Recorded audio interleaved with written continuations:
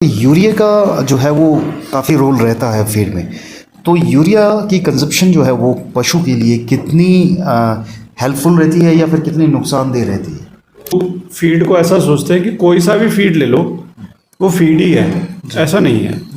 Feed एक मिश्रण है, उसके अंदर अनाज भी है, उसके अंदर खल भी है, उसके अंदर चोकर भी है। हमें गौशाला अध पक्का बनाना चाहिए, मतलब बिल्कुल सॉलिड बना देते हैं, जैसे कोई फर्श की तरह ही बना देते हैं।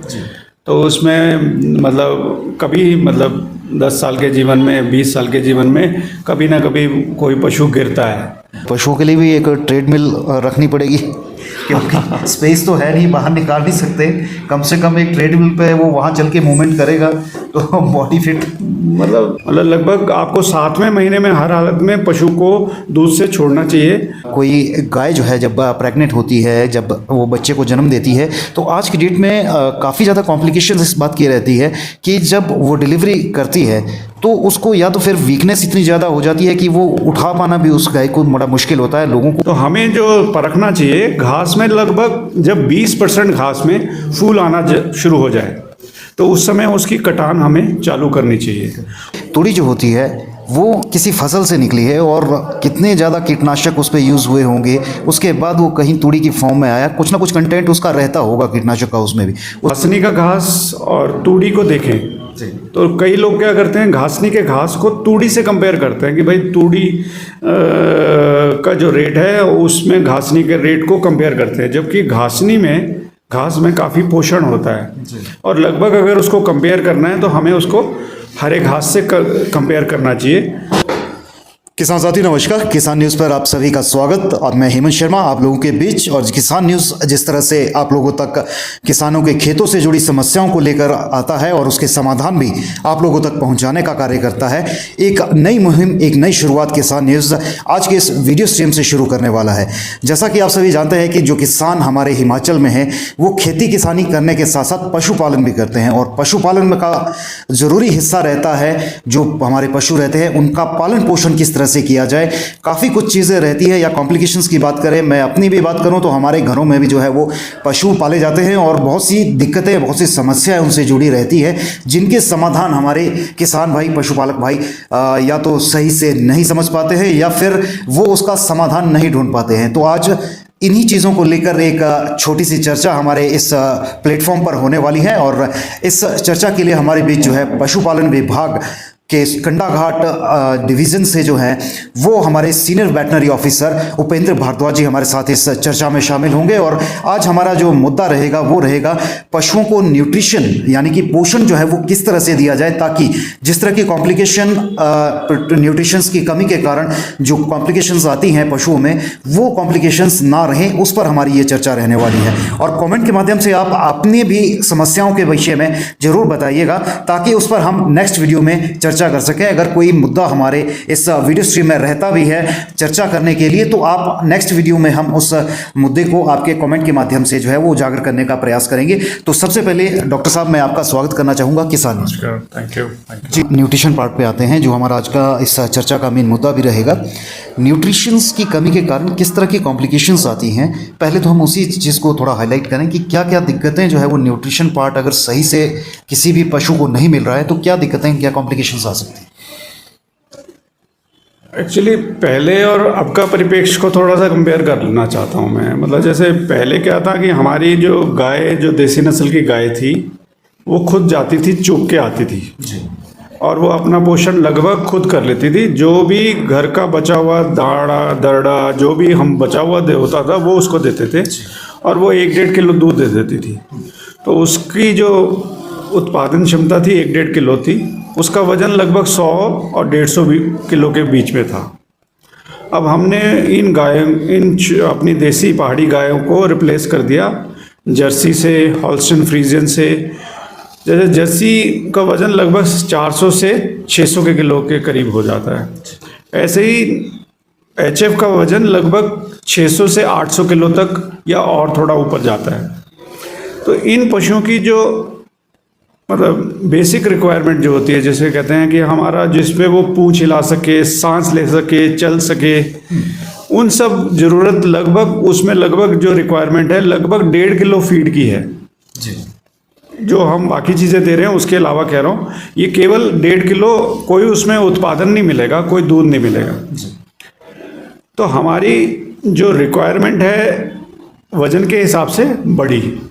तो होता क्या है कि पशुपालक जो पहले आधा किलो या 1 किलो दूध एक देसी नस्ल की गाय से जो खुद ही अपने आप को संजो लेती थी, खुद ही अपना पोषण कर लेती थी, उससे हम 1 किलो दूध लेते थे। और जब हमने एक 600 या 800 किलो की गाय ले ली, उसमें पोषण हमने बहुत अच्छे से नहीं किया, तो उससे भी हम लगभग 1 किलो दूध लेते थे। जबकि उसके ऊपर हम खर्चा भी कर रहे हैं, फीड का खर्चा कर रहे हैं या तूड़ी का खर्चा कर रहे हैं। तो बेसिकली जब हम प्रॉफिट की ओर देखते हैं तो उस समय हमें उसका पोषण को उस लेवल तक लेके जाना पड़ता है। जैसे एक HF नस्ल है, लगभग 40 लीटर तक दूध देती है, 50 लीटर दे देती है, 60 लीटर देती है, लेकिन तब देती है जब हम उसका पोषण की मात्रा उसके अनुरूप करेंगे, उसके वजन के अनुरूप करेंगे, उसकी क्षमता के अनुरूप करते हैं। ऐसी जर्सी लगभग 30 या 35 किलो तक दूध दे सकती है, लेकिन उसमें भी पोषण उसके 400 450 किलो प्लस उसकी प्रोडक्शन दोनों को ध्यान रखते हुए अगर देते हैं तो ही हम प्रॉफिटेबल डेयरी फार्मिंग की ओर जा सकते हैं। डॉक्टर साहब, थोड़ा न्यूट्रिशन में क्या चीज़ें देनी चाहिए? फीड की भी जैसे आपने बात कही 1.5 किलो फीड, तो वो किस स्तर की गाय के लिए जो है वो बेहतर रहेगी? या भैंस की भी बात करें तो भैंस को शायद फीड इतना ज़्यादा नहीं खिलाई जाती है, खली जो है वो ज़्यादा उनको प्रेफर की जाती है। तो लेकिन फीड जो है वो एक टाइम में 1.5 किलो देना चाहिए या पूरे दिन का 1.5 किलो देना चाहिए, और किस कैटेगरी को देना चाहिए, वो थोड़ा सा क्लियर आप करें। अच्छा, थोड़ा सा वो उसमें मैं मतलब जैसे फीड, मतलब जैसे पोषण जो है ना, वो ये फीड, केवल फीड अगर हम दे रहे हैं तो भी वो संतुलित पोषण नहीं है। जी बिल्कुल। अगर हम केवल घास ही दे रहे हैं तो भी वो संतुलित पोषण नहीं है। अगर हम केवल तूड़ी दे रहे हैं तो भी वो संतुलित नहीं है। तो ये सभी का मिश्रण है। जब हम सभी को एक मात्रा के अनुरूप देते हैं तो लगभग जैसे मैं बताऊं कि जैसे तूड़ी की मात्रा में देखता हूं लोग बहुत ज़्यादा देते हैं। मैं मतलब गाय का वजन होता है लगभग 300 किलो 250 किलो और लगभग 6 से 8 किलो तक तूड़ी दे देते हैं, जबकि उस केस में रिक्वायरमेंट लगभग 2 किलो तक की ही है। और तूड़ी भी कोई आज की डेट में सस्ती नहीं है, लगभग 10 या 12 रुपए किलो तक आ जाती है। तो अगर आप 2 किलो देनी है उसकी जगह 6 किलो दे रहे हैं, यानी आप 48 रुपये आप वेस्ट कर रहे हैं उसके ऊपर। ऐसे ही अगर हम हरे की बात करें तो लगभग 70 से 80 किलो तक हरा हम आसानी से पशु को दे सकते हैं एक दिन में, जो 20, 25, 30 किलो दूध दे रहा हो। ऐसे ही अगर फीड की बात करें तो 1.5 किलो जो मैंने केवल दिया वो बोला केवल मेंटेनेंस के लिए, केवल उसके रख रखाव के लिए। अगर हम उसकी दूध उत्पादन के लिए भी सोचें तो प्रति 1 किलो फीड से लगभग 2 किलो दूध मिलता है। यानी अगर हम 2.5 किलो फीड दे रहे हैं तो वो पशु लगभग 2 किलो दूध देता है। अगर हम उसके साथ उसको 10 किलो हरा भी दे रहे हैं तो लगभग 1 किलो दूध और 2 किलो दूध लगभग और बढ़ता है उससे। तो मतलब 1 किलो फीड लगभग 10 किलो हरे के बराबर होता है। आप अगर घासनी का घास और तूड़ी को देखें तो कई लोग क्या करते हैं, घासनी के घास को तूड़ी से कंपेयर करते हैं कि भाई तूड़ी का जो रेट है उसमें घासनी के रेट को कंपेयर करते हैं, जबकि घास में काफ़ी पोषण होता है। और लगभग अगर उसको कंपेयर करना है तो हमें उसको हरे घास से कंपेयर करना चाहिए। अगर आपकी घासनी के घास में अच्छी पत्तीदार घासनी का घास आपने संजोया है तो वो लगभग हरे घास के बराबर मानना चाहिए। इसमें तो एक चीज़ कंपैरिजन मैं भी करना चाहूँगा डॉक्टर साहब, क्योंकि तूड़ी जो होती है वो किसी फसल से निकली है और कितने ज़्यादा कीटनाशक उस पर यूज़ हुए होंगे, उसके बाद वो कहीं तूड़ी की फॉर्म में आया, कुछ ना कुछ कंटेंट उसका रहता होगा कीटनाशक का, उसमें भी उसका भी इम्पैक्ट हमारे पशुओं पर डलता होगा। और जबकि घास की बात करें तो घास तो एक नेचुरल चीज़ है और जंगलों से निकल कर आ रही है, तो वो नेचुरली बात है काफ़ी डिफरेंस पोषक तत्वों में जो है वो दोनों में रहेगा। लेकिन जैसा कि मैं कह रहा हूँ तूड़ी, इस पर बता दूँ जी बिल्कुल। एक्चुअली घासनी का जो घास है और जो आपका तूड़ी है, तूड़ी आपकी जब फसल पक जाती है उसके बाद काटी जाती है। तो एक्चुअली कुछ बॉन्ड्स होते हैं, जैसे आप भी जानते होंगे, तना सीधा रहे उसके लिए तने में कुछ बॉन्ड्स होते हैं, कुछ पकड़ होती है। तो जैसे सेलुलोज एक बॉन्ड होता है और ऐसे ही एक लिग्निन बॉन्ड होता है। तो जो वो जुड़ाव होता है वो पशु के मतलब उस तूड़ी में या उस घास के अंदर जो पौष्टिक तत्व है उसको पचने योग्य नहीं छोड़ता। मतलब अगर जैसे वो वाला जिसमें लिग्निन बॉन्ड बन चुका है तो पशु उसको खाएगा, लेकिन वो गोबर के रूप में बाहर निकल जाएगा, उससे कोई भी पौष्टिक तत्व पशु को नहीं आएगा। उसका कारण यही है कि वो बॉन्डिंग ऐसी स्ट्रांग होती है कि पशु उसको पचा नहीं पाता। लेकिन जब आप घास काट रहे हो तो आप उसको तने के रूप में नहीं बनने देना। होता क्या है कि लोग क्या करते हैं, एक वेट करते हैं कि भाई दशहरे में काटेंगे या हम नवरात्रों में काटेंगे। मेरे अपने 25 साल के कैरियर में देखा है कि ठीक है, वो बिल्कुल सही है, दशहरा या नवरात्रे जब हम काटने की शुरुआत करते हैं वो लगभग सही आती है। लेकिन कई सालों में ऐसा होता है कि वो सही नहीं होती। तो हमें जो परखना चाहिए, घास में लगभग जब 20% घास में फूल आना शुरू हो जाए तो उस समय उसकी कटान हमें चालू करनी चाहिए। उस समय तक वो लिग्निन और सेलुलोज का जो बॉन्ड है जो हमारे पशु नहीं पचा सकते वो अभी तक नहीं बना होता।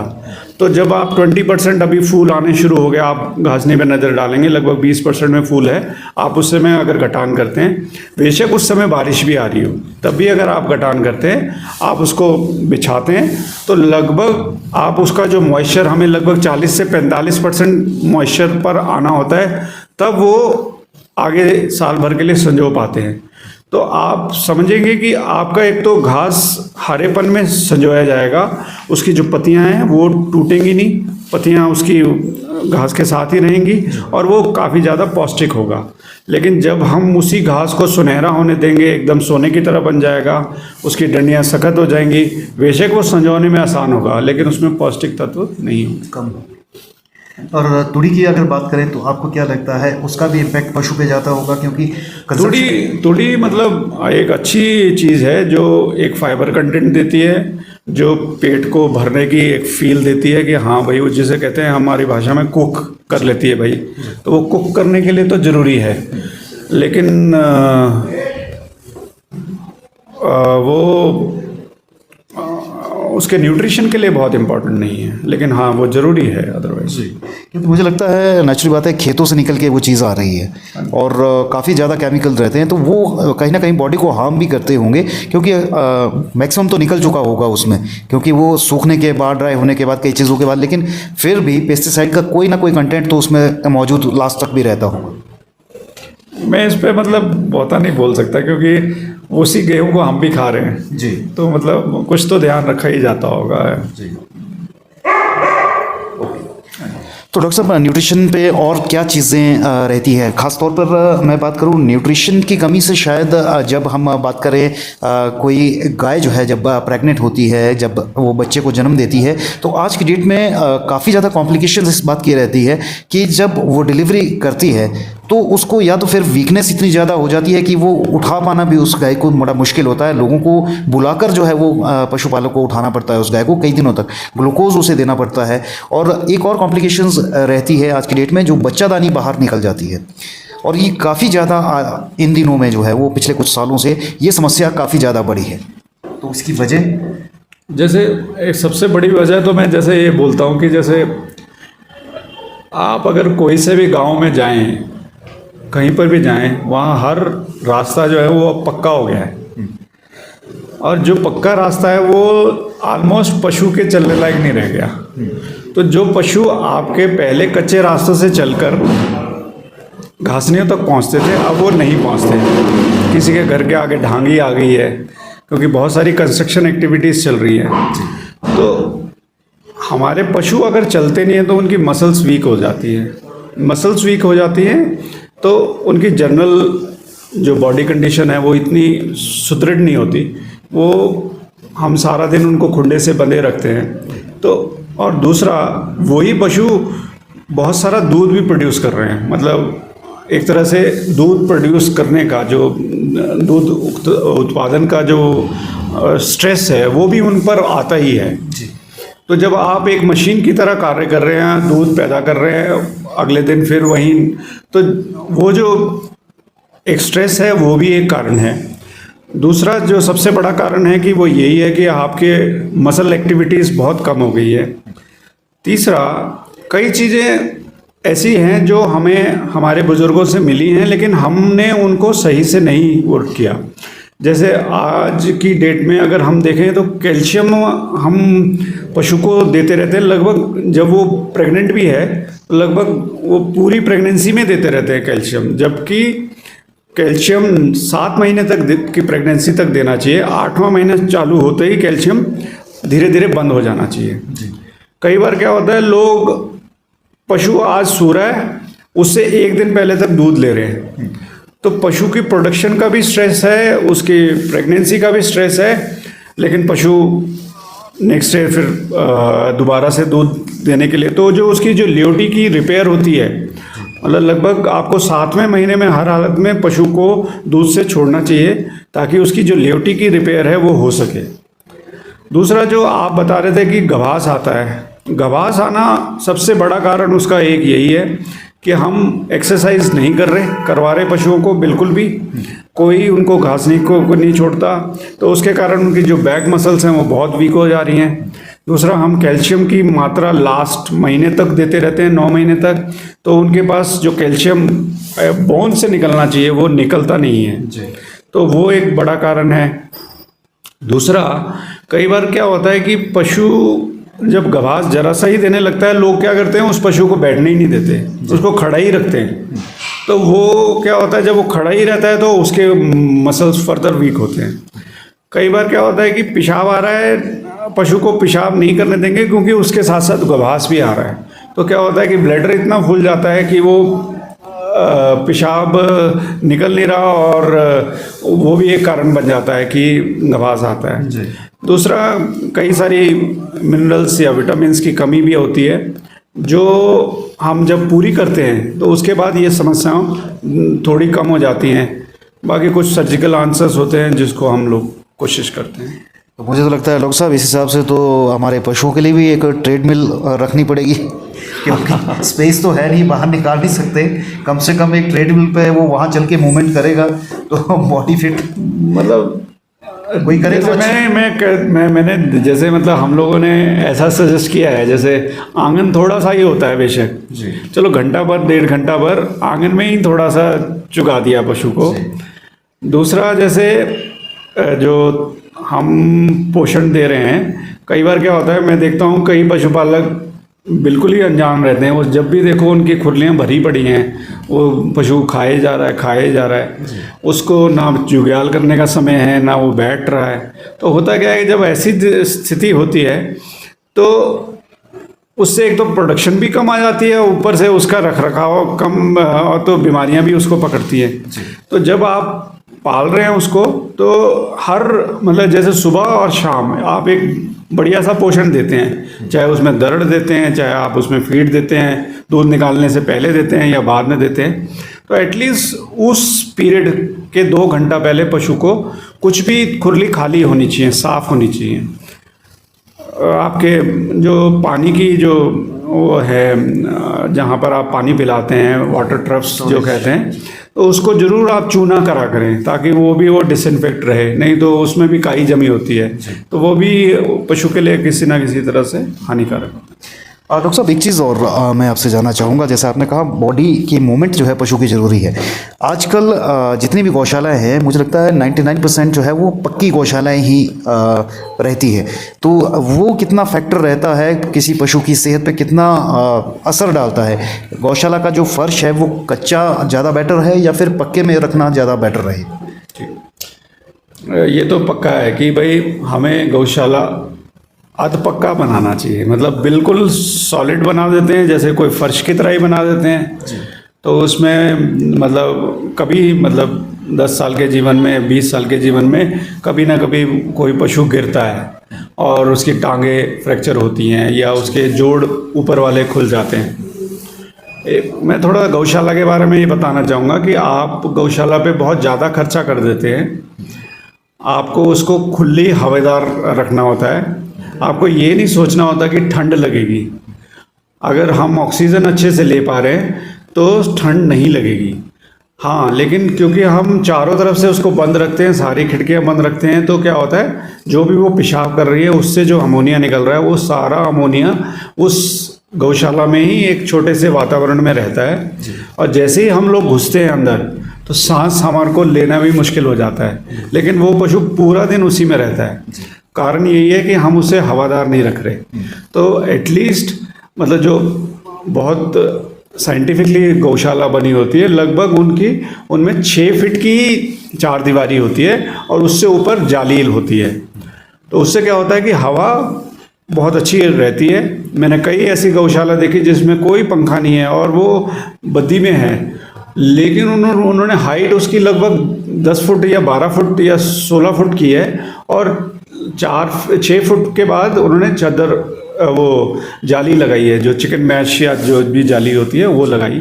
और उससे वो पशु एक तो बहुत अच्छा सेहतमंद रहता है और बढ़िया सांस लेता है। एक्चुअली प्लेन इलाकों की बात करें डॉक्टर साहब, हमारी क्लाइमेट जोन जो है वो अलग अलग रहते हैं। नालागढ़ में जैसे आपने कहा, तो नालागढ़ में ठंड जो है वो कम रहती है और सेकेंडली वहाँ पहाड़ी एरिया भी कम है। पशुओं को बाहर निकलने का, घूमने का, टहलने का मौका भी वहाँ पे काफ़ी अच्छा मिल जाता है। आज की डेट में भी वहाँ पशु जो है वो गौशाला से निकलकर बाहर खुले में भी ट्रैवल करते हैं या जंगलों की तरफ जाते हैं। ये कॉन्सेप्ट हमारे हिल एरिया में अब ख़त्म हो चुका है, पहले ये चीज़ें रहती थी। मतलब जैसे आप यूँ बोलना, आपके भी शायद मन में ये संशय है कि भाई अगर हम 6 फुट से ऊपर जाली रखेंगे तो पशुओं को यहाँ पहाड़ी परिप्रेक्ष्य में ठंड लगेगी। लेकिन अगर आपको ऐसी संशय है दिमाग में तो आप उस समय कुछ टेम्परेरी अरेंजमेंट कर सकते हैं। लोग पल्ली लगवा देते हैं, कुछ टेम्परेरी अरेंजमेंट हो जाता है ये 2 या 3 महीने जब एक्सट्रीम ठंड है। लेकिन मेरा अपना मतलब एक्सपीरियंस है कि इससे बहुता फर्क नहीं पड़ता। पशु के ऊपर छत अच्छी है और उसकी चार दीवारी 6 फुट की है और ऊपर से जाली है, तो पशु अगर सांस अच्छे से ले रहा है उसको ठंड का एहसास नहीं होता। डॉक्टर साहब, न्यूट्रिशन को लेकर जैसे आपने बताया था, थोड़ा सा वेट के हिसाब से बता दीजिए, पूरे दिन में किस तरह से न्यूट्रिशन रखना है? हरा चारा, सूखा चारा, फीड, क्योंकि अलग अलग कैटेगरीज रहती हैं पशुओं की, तो सभी के लिए एक समान रहेगा वेट के हिसाब से या अलग अलग रहेगा? जैसे अगर हम वेट के हिसाब से देखें तो लगभग, जैसे मेंटेनेंस वाला बात करूं तो मेंटेनेंस के लिए लगभग 1.5 से 2.5 किलो हम मान के चलते हैं फीड।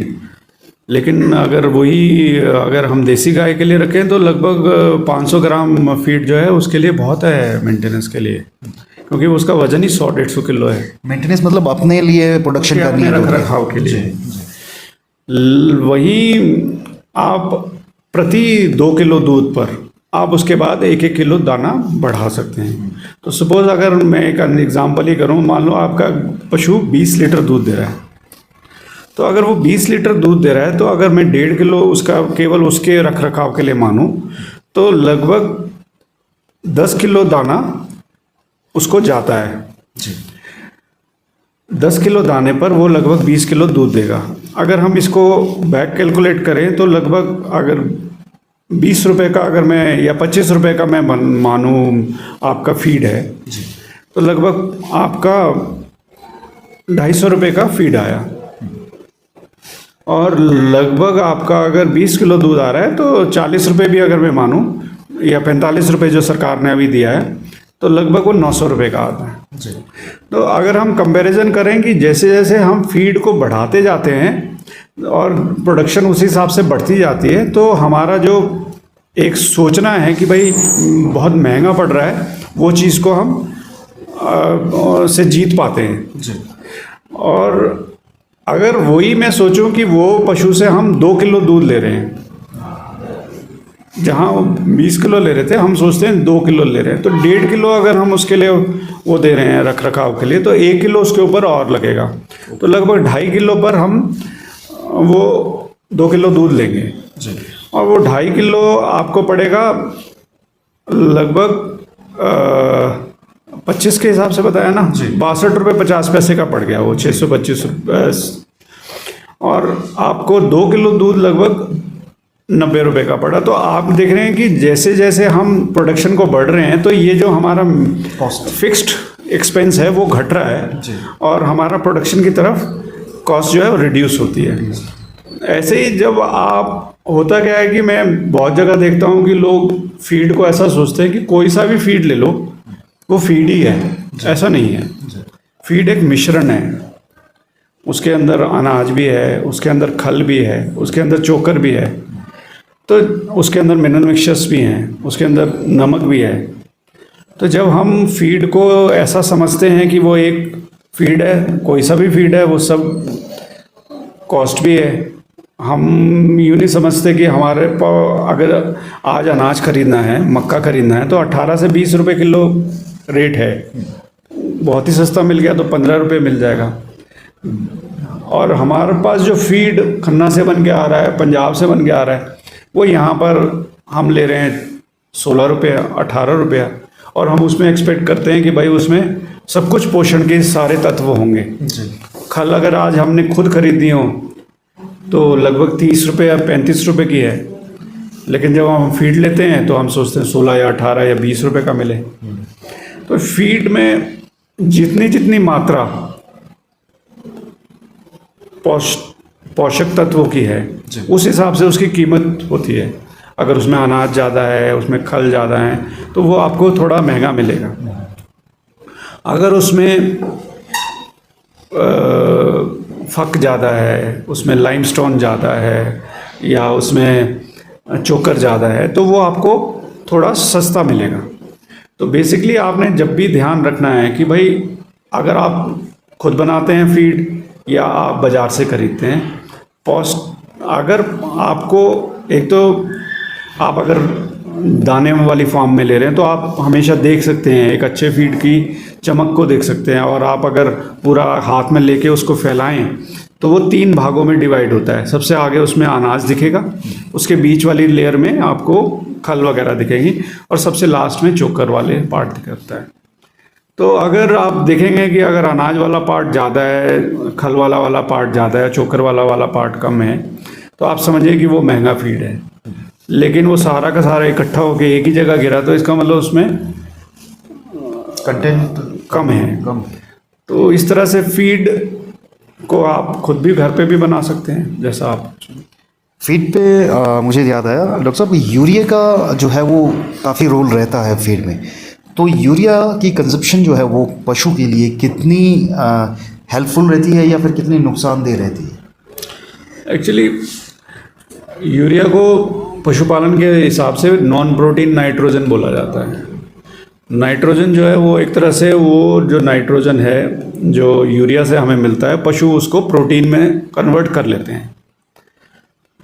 उसके लिए एक ISI की या BIS की एक वो है रिक्वायरमेंट है कि आपको 100 किलो फीड में 1 किलो यूरिया आप डाल सकते हैं, लेकिन वो तब डाल सकते हैं अगर उसमें 10 किलो या तो आपने सीरा डाला हो या 10 किलो अनाज डाला हो उसी फीड में। तो मतलब उसको कहते हैं रेडी सोर्स ऑफ एनर्जी, मतलब जिससे एकदम आपको एनर्जी वाला जो पार्ट है वो स्वतः मिल पाए। क्योंकि जब आपका यूरिया पेट में जाता है, पेट के अंदर जाके वो कन्वर्ट हो जाता है नॉन प्रोटीन नाइट्रोजन में। तो वो जब कन्वर्ट होता है तो उसके बाद बहुत सारी एनर्जी की रिक्वायरमेंट होती है, जिस एनर्जी को पशु यूज़ कर उसको प्रोटीन में कन्वर्ट करता है। तो अगर वो एनर्जी उस समय उसको पशु को नहीं मिल पा रही है तो वो नहीं कन्वर्ट कर पाएगा। बाकी ये ऑर्गेनिक और मतलब अगर उसकी लड़ाई है, हाँ, तो ये ऑर्गेनिक डेयरी फार्मिंग नहीं रह जाती जब आप ऐसा करते हैं। लेकिन ज़्यादातर 90% फीड जो है उसमें यूरिया आपको आ ही रहा है, या आप खुद बोल के ले सकते हैं कि भाई इसमें मेरे को यूरिया नहीं चाहिए, तो वो ऐसे फीड ज़्यादातर कॉस्टली मिलेंगे आपको। चलिए डॉक्टर साहब, बहुत बहुत शुक्रिया। और मुझे लगता है सारी चीज़ें आपने काफ़ी डिटेल में डिस्कशन की है हमारे साथ, और कोई अगर बात आप फिर भी रहती हो तो आप ज़रूर कह सकते हैं। हमें एक ही रिक्वेस्ट रहती है पशुपालक से कि भाई आप एक तो जब भी जैसे ही बच्चा पैदा होता है उसको कोलेस्ट्रम फीडिंग ज़रूर करवाएं। पहले 4 घंटे के अंदर अंदर पशु को बच्चे को दूध ज़रूर पिला दें। उससे उसकी एक तो इम्यूनिटी बढ़ती है और वो सेहतमंद रहता है। दूसरा, माँ को जब वो दूध निकाल रही होती है तो ऑक्सीटोसिन एक रिलीज़ होता था, जिसका हम टीका भी लगाते थे एक समय में लोग कि भाई दूध नहीं दे रही तो टीका लगाओ, दूध दे देती है। तो वो ऑक्सीटोसिन रिलीज़ होता था। ऑक्सीटोसिन एक हार्मोन है जो आपके पशु के जेर को निकलने में भी हेल्प करता है। तो हमारी ये जो मान्यता है कि भाई जब तक जेर नहीं गिरेगी तब तक हम दूध नहीं पिलाएंगे, वो गलत है। जेर निकली हो ना निकली हो, आपने पहले 4 घंटे के अंदर बच्चे को दूध जरूर पिलाना चाहिए। बहुत बहुत शुक्रिया डॉक्टर साहब। डॉक्टर साहब अपना नंबर भी शेयर कर दीजिए, कोई साथी अगर आपसे डायरेक्ट कनेक्ट करना चाहे, कोई जानकारी लेना चाहे तो आप भी फीडबैक को आपसे मिल सके। 9418127244। जी बहुत बहुत शुक्रिया। तो साथियों ये थी जानकारी हमारे न्यूट्रिशंस को लेके, पशुओं में किस तरह का न्यूट्रिशंस कंटेंट जो है वो देना चाहिए, क्या कुछ कमियां रहती हैं और किस तरीके से आपने अपने पशुओं को रख रखाव किस तरह से करना है, वो सारी चीज़ें काफ़ी डिटेल्ड डिस्कशन जो है वो इस वीडियो में डॉक्टर साहब ने, डॉक्टर उपेंद्र भारद्वाज जी ने जो है हमें बताई। और उम्मीद करते हैं आप भी इस वीडियो को पूरा देखिएगा और कॉमेंट के माध्यम से अपने सवाल जरूर रखिएगा और ये हमारा वीडियो आपको कैसा लगा उस बारे में भी जानकारी आप हमें दीजिएगा। फिलहाल अभी के लिए इतना ही, धन्यवाद।